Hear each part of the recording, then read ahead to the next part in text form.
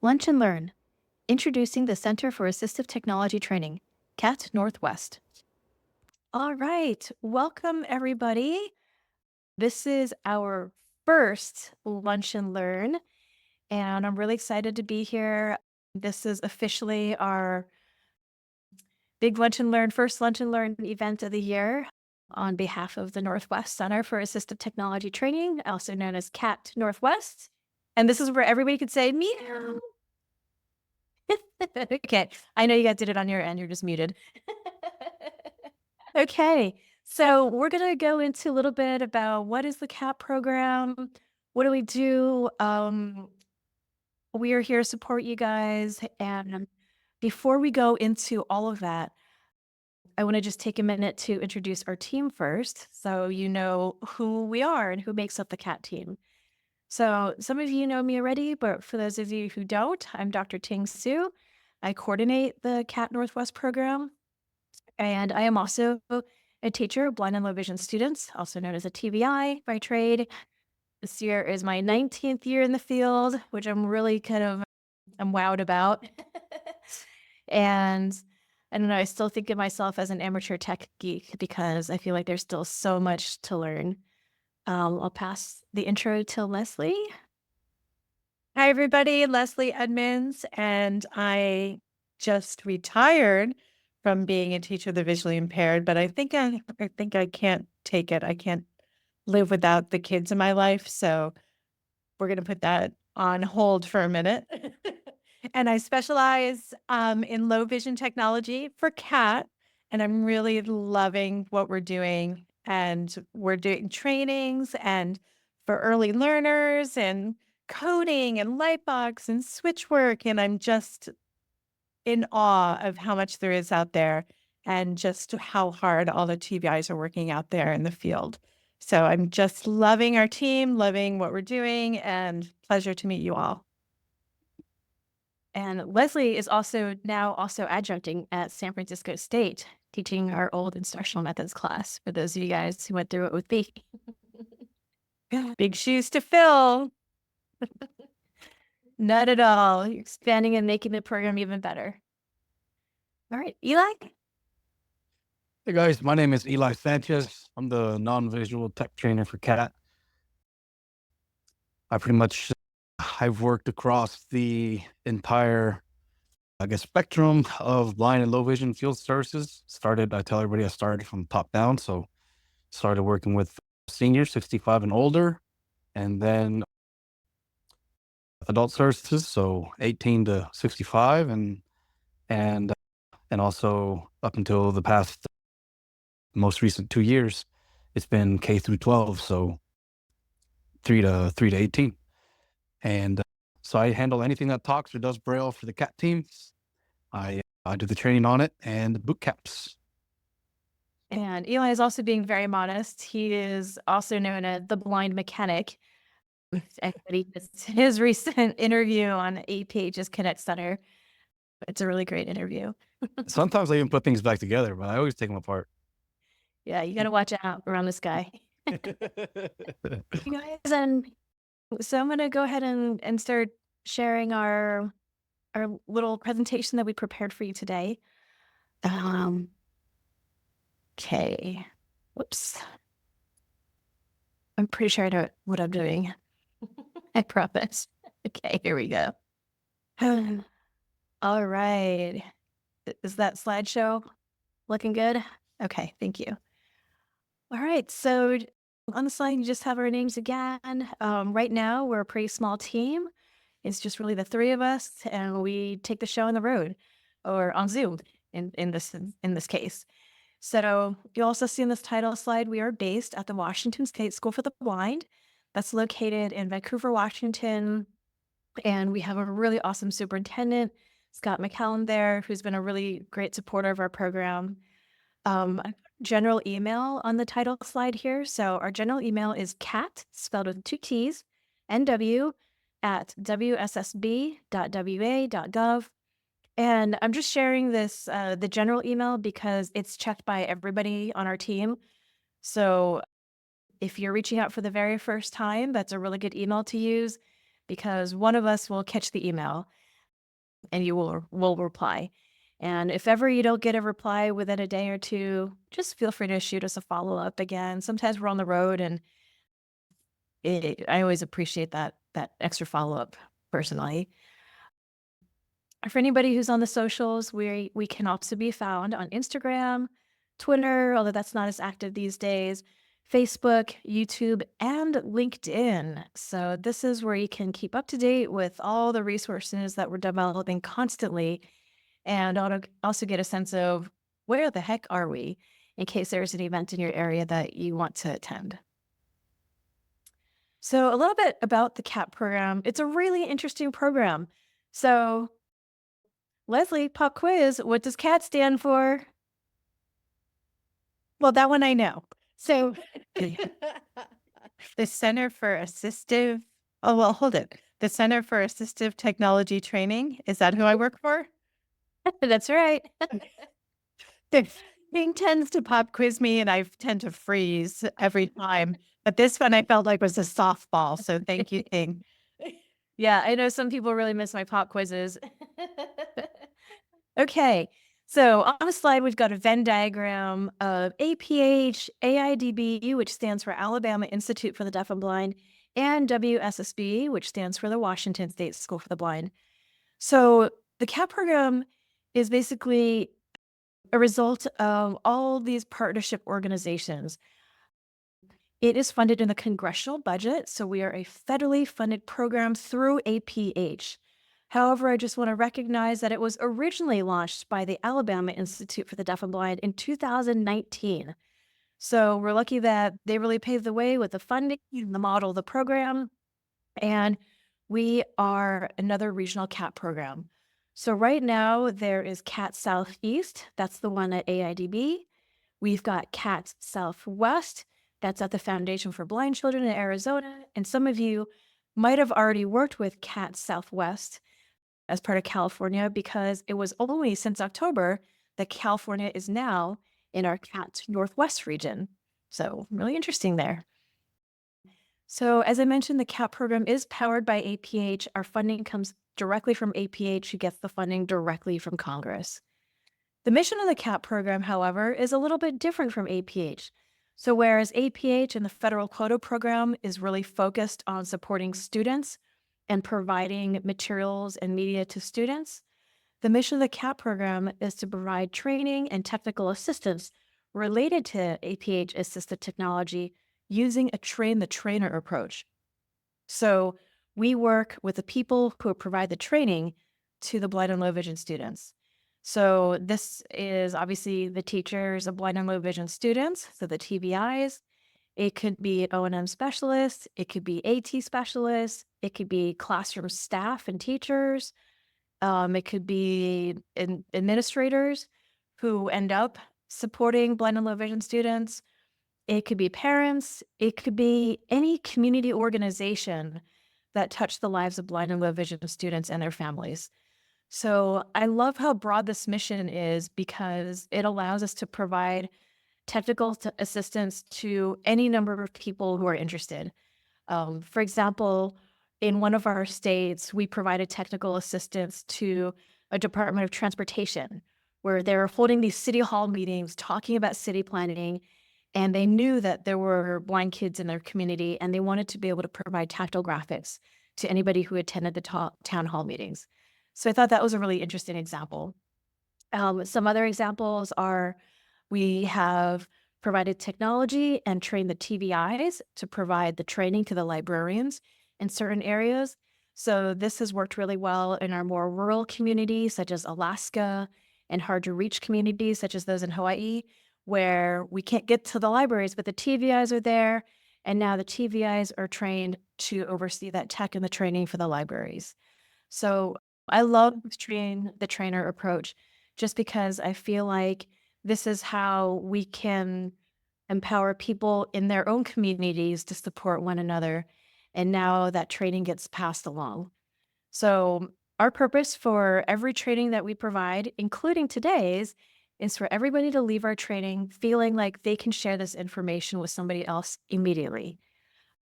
Know that anytime you attend a workshop with us, We can also package up all the training materials and provide you what I call a training in the box, so that if you wanted to turn around and hold your own meeting on the same topic, you've already got all the training materials on hand.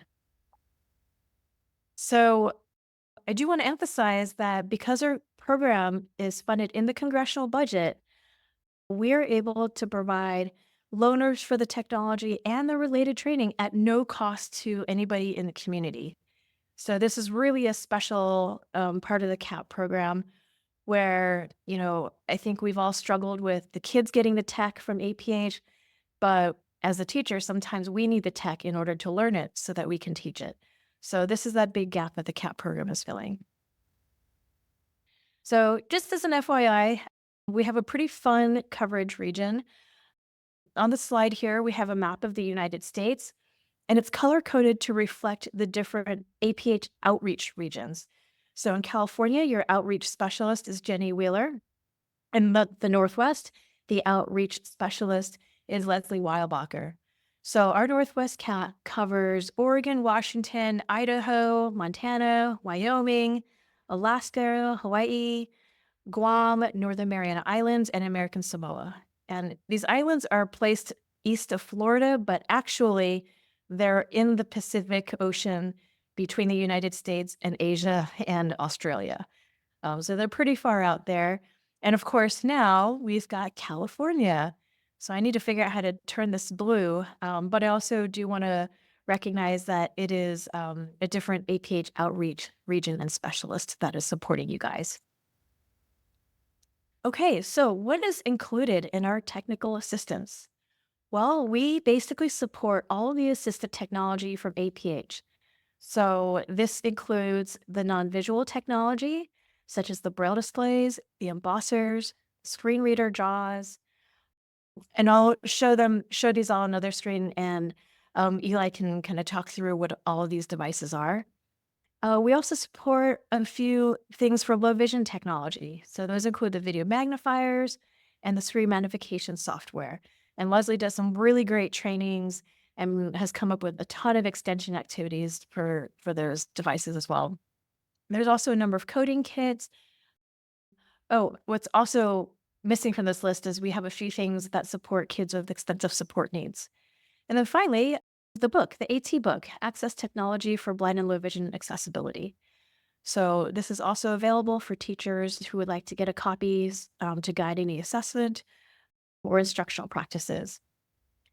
So that's one piece of our technical assistance, is providing loaners for these equipment. We can also help provide some of this equipment in the community spaces that don't have access to the federal quota money. So while we might not provide the embosser to a school district because it's really the school district's responsibility to purchase that embosser, we could perhaps help with installing an embosser in a library or a community center, any sort of community space where there are blind and low vision students and their families coming into that space, so we can make sure it's all inclusive. Also, as part of our technical assistance, we do offer some training. That's actually probably the bread and butter of our program. And we do training both in person and remote. Our trainings focus on, yes, of course, how to use the assistive technology, but perhaps even more importantly, how to teach and implement the AT, and also how to evaluate students' needs for AT. So we can customize the trainings. I believe our next Lunch and Learn is going to be in January, and that one's going to be focused on, it's going to be an intro to accessible coding for blind and low vision students. So that'll be a really fun Lunch and Learn in January. And then finally, as part of the train the trainer model of the program, we really want to help develop and nurture those communities of practice so that nobody has to feel alone in navigating this technology process, and nobody has to feel alone in troubleshooting or figuring things out. So we're also going to go through a couple of really fun resources available from our CAT team that is really meant to support your learning of technology and use of technology with a community together. Okay, so on the screen, I've got a picture of all the different things of non-visual technology, and I am actually going to turn it over to Eli to talk through all the different devices we offer for non-visual tech.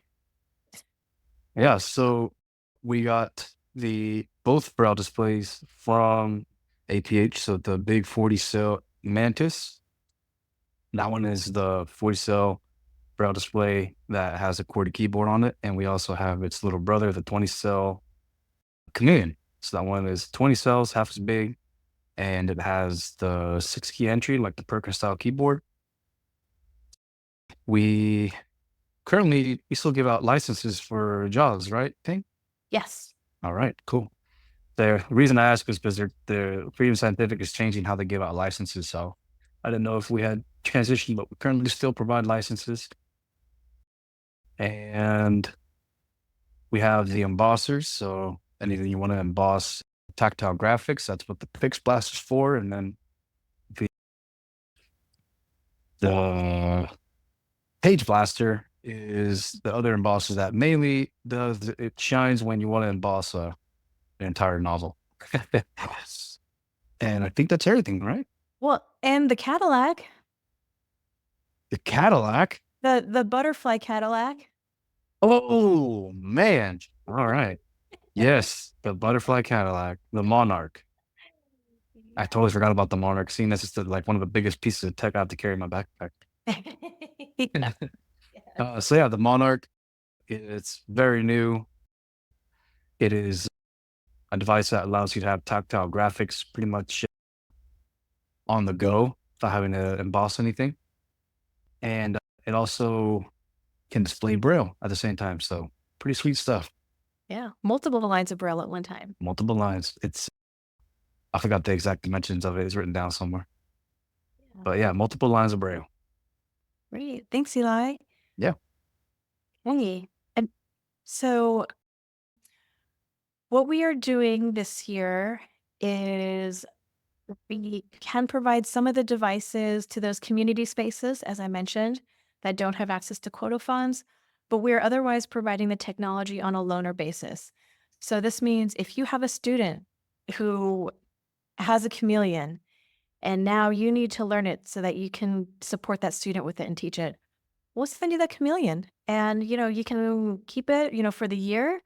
You could keep it for a few months, as long as it takes for you to get comfortable on it enough to learn it well enough to teach it.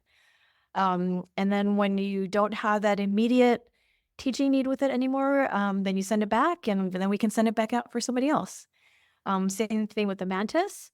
I would say that the embossers, it might be if you're waiting for your district to get one, you want to get started on learning it, so you're ready to go. We've provided it in a loaner capacity in some ways, but otherwise, we're really reserving these embossers for those community spaces. And then for the Monarch, we are supporting training for the Monarch, but because we don't have a lot of these in inventory, we are not sending these out right now, but we are making sure that if you're interested in trying it out, that you can we will help you find a demo unit near where you are and we can help you set up a demo. Okay. We can also do a demo of any of these things online at any time. There's also tons of resources online where there are virtual demos already, and we'll definitely show you how to access those resources in this presentation today. Okay, Leslie, do you want to walk us through some of the low vision technology? Yeah. So we have some products from APH that we can provide trainings on. We have handheld magnifiers. We have the Jupiter CCTV. We have the Juno, which has capability of magnifying, but also am I doing my acronym right? ORC, where we can collect information and have it read to whoever's using it, to our student using it. We also have the light box. We have some switches that are from APH, and we have accessible coding like Code and Go Mouse, Code Jumper, and Snap circuits. And so I think that my role is, for the light box, a training would be turn it on and you can turn the light higher or lower. But, end of training. But really, it's just ideas. I love to share ideas of how to incorporate the light box with lessons, building lesson plans, how we can use the Lightbox for more than our students with extensive support needs, how we can use it for our students with cortical visual impairment, our students who are pre-Braille readers, whatever the case may be, just a lot of extension activities, a lot of ideas, working with the Joy Player. I know that a lot of people don't have time to really explore these devices as far as they would like to. So that's what I'm going to do. I'm going to explore and share the ideas I have, and then work with teachers and community members and parents and say, what would you like from the device? And then we can work together to come up with even more ideas. So we have low vision devices, but we have an array of things that we can do with them. And that's what I'm doing. And those are the products we support. And I have to say, Leslie is also known as the queen of extension activities. And every time I sit in on one of Leslie's trainings, especially for the Lightbox, my head just starts exploding with all these ideas because Leslie is always coming up with activities that I have never even thought of doing with my students. So, yeah, but Leslie's trainings are so great for all these things. Oh, that's so nice. Thank you, team. Yeah, of course. I love doing it. Yeah, it definitely shows. And I learn so much every time you do a training. So one more thing to add about the coding kits that are available from APH. On the slide, it's just like a huge scatter of all the different kits that are available. APH Day of Code is on December 10th, you guys.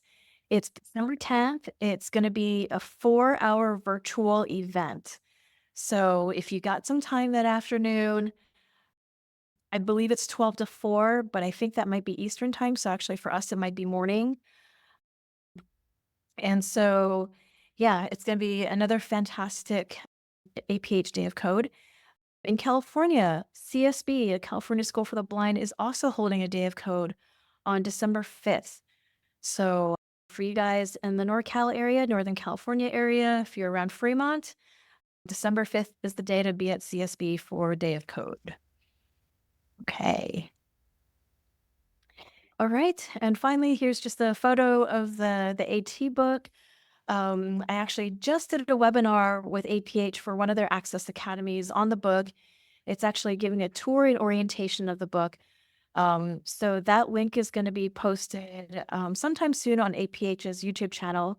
And I can send that link out to you guys if you would like to see that afterwards. So, a big part of our technical assistance model, as I mentioned earlier, is that, with the train the trainer approach, our hope is to really just feed and support a community around technology. APH does a great job of this with their APH Hive. So if you guys haven't signed up for any of the Hive courses yet, they have a lot of different courses on the Hive that are available asynchronous. So sometimes if, webinar or course times don't match up for your schedule, you can always do something on your own time. Some of the Hive courses also include a nice discussion board that goes with the course. So that's a really nice way to get support with your training. There's also Access Academy, and it's actually really hard to keep up with the Access Academy because there's always so much content coming out of it. So for anybody, for example, who's interested in the Monarch and wondering if that's a good fit for one of your students, they have probably like 4, 5, or 6 webinars now that just goes through tactile literacy and tactile graphics readiness to get your students ready for the Monarch. So there's a great webinar series there that I can show you the links to in a little bit. You will also find our CATT Northwest team at a lot of conferences and regional events. So just a couple things to put on your radar, you guys. We've got our next Lunch and Learn in January. We also will be co-hosting a morning half-day workshop. It'll be that Wednesday morning, the week of CSUN. So that is going to be March 12th. It will be at Beyond Blindness from 8:30 to 12. And that will allow people to get into sort of that Anaheim area, come to the morning workshop with us, and then you'll be 15 minutes away from CSUN. where the exhibit hall will be open and free for anybody to cruise through. So that should be a really fun day. That's March 12th. Okay. And let's see, our next lunch and learn day is going to be January 22nd, where we'll be doing, Leslie will be leading us in an overview of accessible coding. Okay, we also support what we like to call techie TVI meetups. So this is where if you have got some training or you've got some students using a particular device, maybe you want to either troubleshoot or share out some strategies that you've been developing. Maybe you want to run your own little meetup. These are really informal meetups where you can gather a few of your colleagues or parents to have fun and play with the tech and get hands-on experiences with the tech, or just get together and talk about different lesson ideas for using any of the braille displays. Or maybe you're getting together with your braille displays and you want to troubleshoot something. So we want to encourage you guys to organize and have some of these meetups where you can just practice using the technology and learn about it, but in an informal way.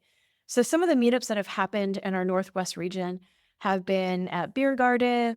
It might be a wine bar. It might be at a park. It might be at a library.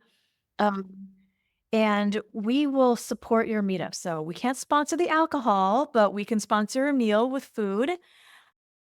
We will give you a $250 honorarium for hosting the meetup because we recognize it takes time to find a space and invite people and, organize an event.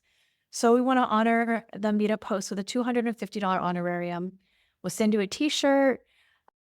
If you need a little box of training items, we'll send that to you as well. But I think this is really the gem of community building around technology. So think about, if you've got a caseload where a lot of your kiddos are using the non-visual tech or the low vision tech, or you want to get together and brainstorm lightbox ideas, host a meetup and we'll support you guys. If you need a virtual trainer, we can also have one of our trainers attend your meetup and provide some virtual training support.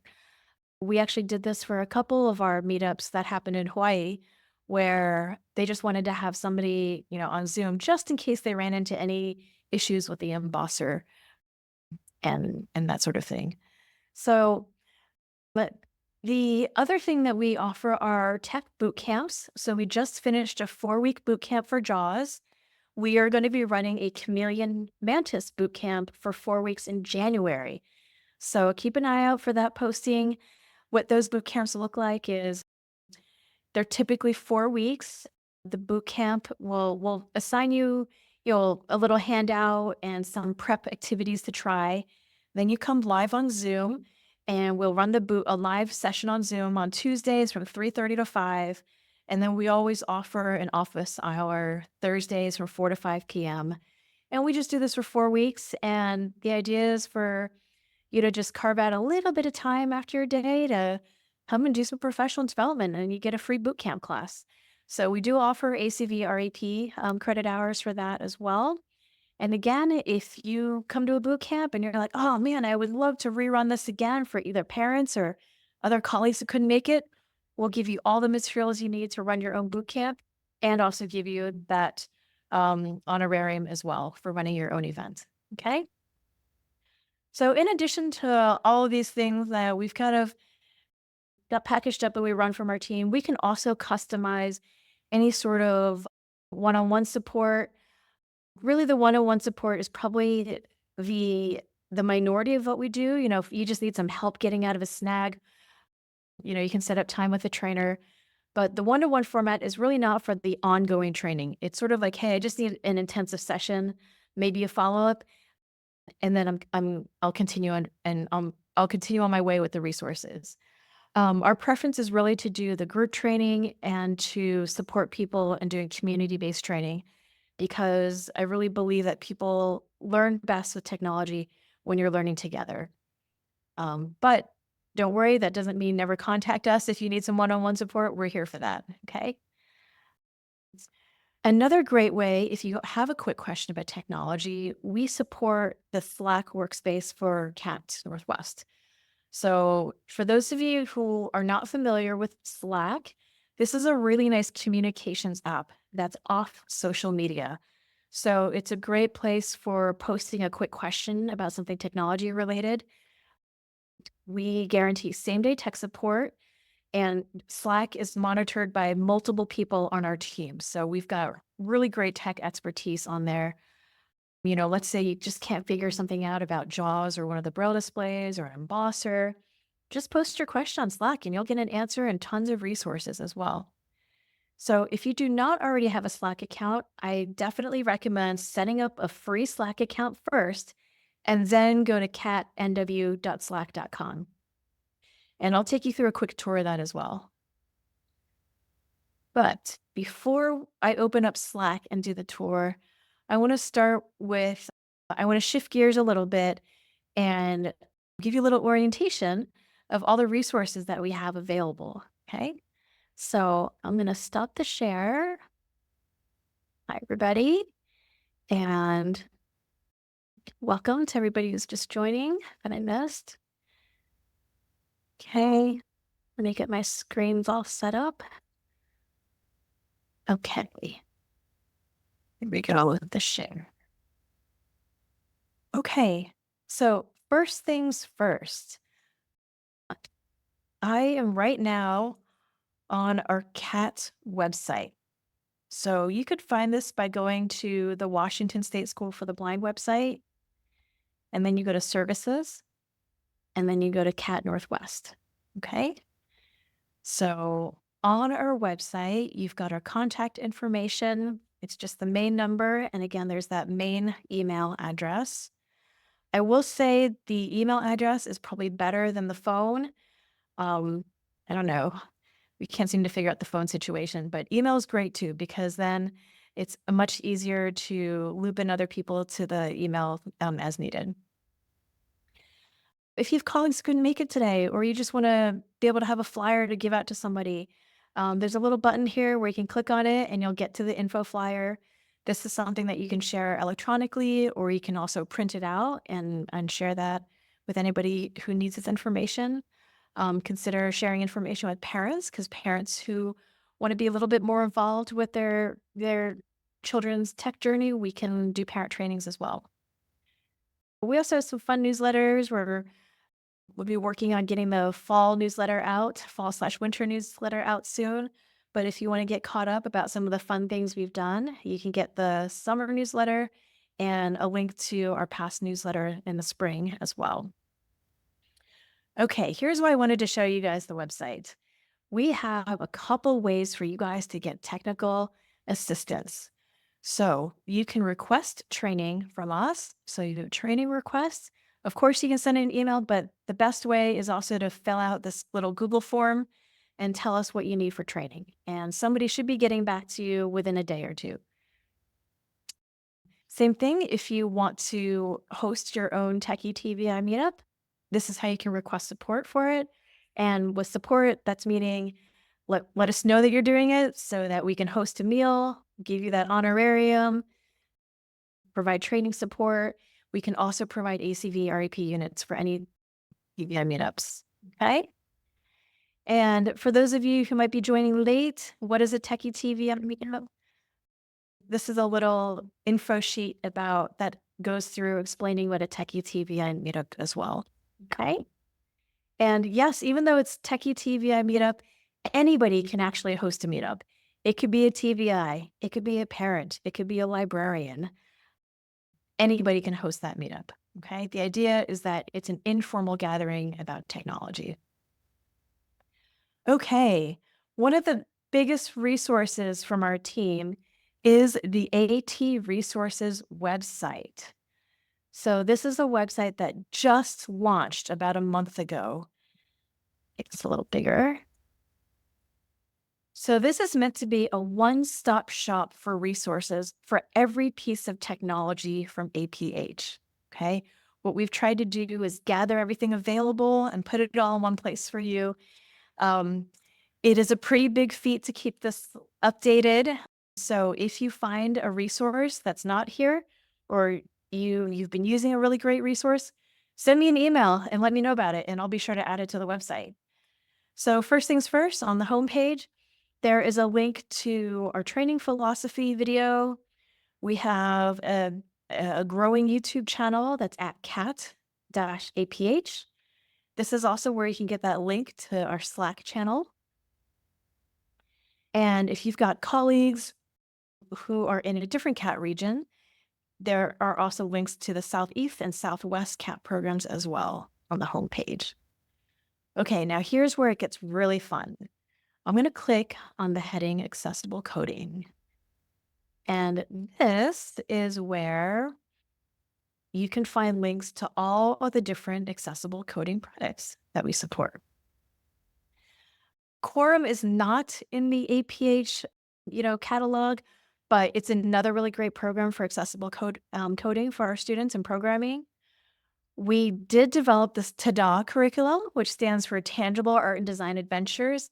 Our team did this last year, and I'm really, really excited about it because it's a set of 10 free and online activities that take you through how to support blind students in learning how to draw and doodle. It includes activity ideas for how to do accessible coding, and it also gives you ideas for how to get kids designing and embossing their own tactile graphics. So there's a little homepage where you can learn more about TADA, okay? And then there's also a link to some accessible coding resources, right? And Leslie is the one who does these resource sheets. These are like fantastic, outstanding resource sheets, and there's one for every single device. Oh. And of course, when there's a link to the APH Hive available, you can also find that link on our AT Resources website. Okay, if I click on non-visual tech, this is where you can get connected with all the resources for each of our pieces of technology for non-visual access to information. So for example, if I click the Chameleon, each device page is formatted very similarly. So there's always a getting started, there's always the resource sheet. And for any of you guys who are looking for resources for a device, the best place to go is to the device page and then to the resource sheet. So I'm pulling up the Chameleon resource sheet. And again, Leslie is amazing that she put all these resource sheets together. But you'll see that it lists all of the APH resources, all the references, including manuals that have been developed, all the webinars and podcasts and troubleshooting articles that we could find on it. So this is a really, really super nice thing that we have. If there's a YouTube playlist for a device, you'll also find the link to that there. There's an FAQ section for some of the devices. For a lot of the non-visual text, so the braille displays and the embosser, we have a really great contractor, John Taylor, and he wrote these how-to guides. And these are nice, formatted online guides, with hot links that'll skip you around to where you need to go on the how-to guide. Okay. And then finally, there are IEP goal banks for different devices. So let's say you've got a kid using a braille display and you want some ideas for how to write IEP goals that support this. We've got a goal bank for you. So right now, what happens is every time we run a boot camp, we workshop how to write an IEP goal. So these IEP goal banks are continually growing. So the Chameleon and Mantis Goal Bank, it will get bigger after our January boot camp. Right now, if you go to the JAWS page, this is also where you'll get links to the APH Hive course, another YouTube playlist, FAQs, and JAWS also has its own goal bank for screen reader instruction, okay? And I actually have 5 or 6 different goals that I need to add to this goal bank right now. And when there's related resources, we'll also put them with the related device. So we recognize there's other screen readers out there. So there's a page for related resources for other screen readers. Did you guys know there's also a JAWS chatbot that just launched from Freedom Scientific? So if you've got students using JAWS, you can try out this chatbot with your student. And you just find it from our AT resources page. It'll be like How do I make Jaws stop talking? I hit enter and let's see if the chat bot knows the answer. Okay. It gives you a couple different ways to stop. It actually did not give you the control key. So this is interesting. This is in beta. So, the more people use it, the better it's going to get. But not to worry, you guys.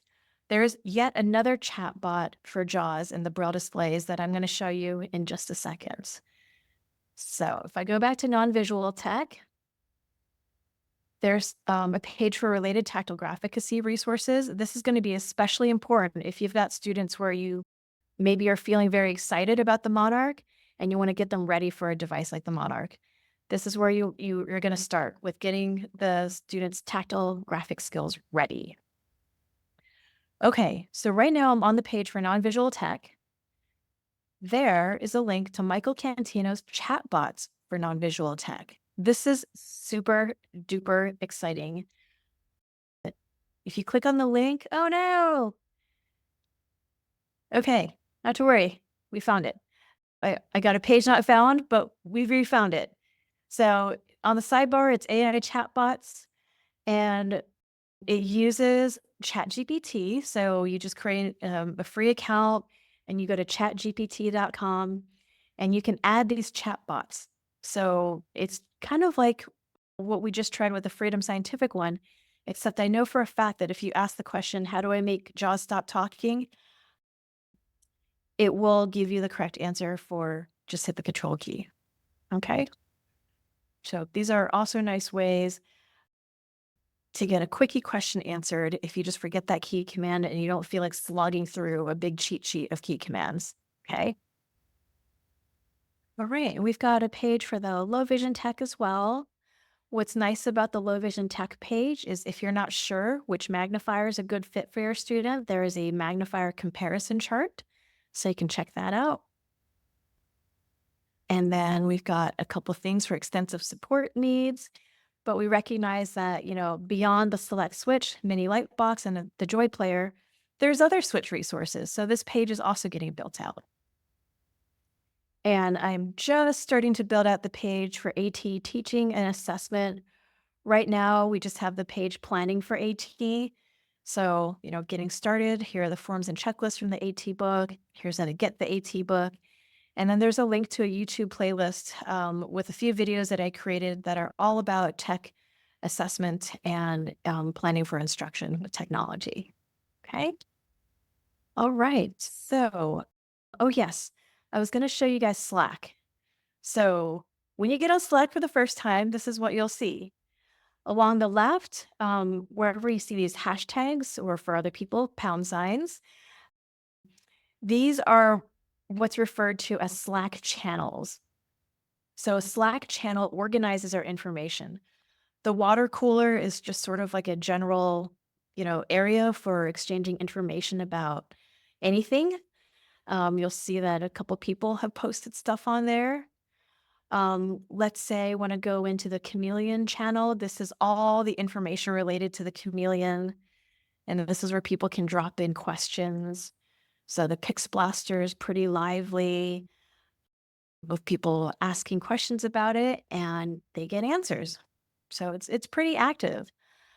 Eli, I know you check the Slack a lot. Do you want to share anything about Slack? Yeah. Most of the time, once you get a question on there, somebody will answer within the hour. And if it's not me, it's usually John or Leslie or one of us, but it's usually honestly within the hour, same day for sure. And on the water cooler channel, I always want to get the thread started. The cats are cat, but nobody puts cat pictures yet. So, Right? I dare you to start that conversation, Eli, just to see who replies with a picture of a cat. it's on. It's on. I'll get more cats. So awesome. Okay. I got no problem getting more cats. For those that don't know, at one point I had 12 cats in the house. Now I have 2. Aw. Yeah. Well, you can realize them here. Yeah. But it's when you sign up for Slack, it's a lot, or our channel, it's a lot easier when you go in and first make your Slack account. and then utilize the link we have to join our channel. Because if you do it the other way around, it gets kind of messy and weird. Yeah, messy and weird. We don't want that. No, we try to avoid that situation. Yeah, that's right. So, but apart from that, I think that's everything. Okay, great. Thanks, Eli. Yes. Okay, so remember the hot tip? Hot tip is to make your Slack account first and then click on CATT-NW.slack.com to join it. Okay? So that is the easiest way to get on Slack, and it is all free. And just know that the resources that get posted there, we also add to our website because we find that it's much easier to go through the website and to find that information than going through the bajillion posts that are on Slack. So if you find if you remember a resource on Slack and you're like, oh yeah, I remember reading about that, but it was a while ago. Messages older than 90 days do disappear, but that's also why you can also find that information on the website. Okay. All right. And just to leave you with our contact information, you guys, our general email again is CATT, spelled with two T's, so CATT-NW at wssb.wa.gov. We've got that phone number, but really do the email. That's much easier. And our website is through the Washington State School for the Blind website. And then I just put the link to the info flyer here just in case you wanted that hot link, but it is also on our main website. And just want to acknowledge again that we are based at the Washington State School for the Blind, WSSB, and we are powered by APH. And I do see a question in the chat about do we provide other tech support for other products, or is it only APH? So we really are charged with supporting the tech from APH, but I will say that we specifically support the tech from APH and related training. So we always want to make sure that you can get on your way to the training that you need. So while we might not do like a specific NVDA or voiceover training, we could do a JAWS training, but we'll give you those resources for NVDA and voiceover. While our two Braille displays in a Mantis, those concepts you could transfer to how to use Braille displays in general.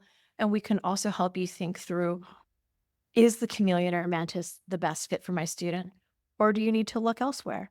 Because I feel like the great thing about the APH products is that there's an easy way to try them and test and get comfortable with the different features of the technology and give you an idea of what kinds of features are available.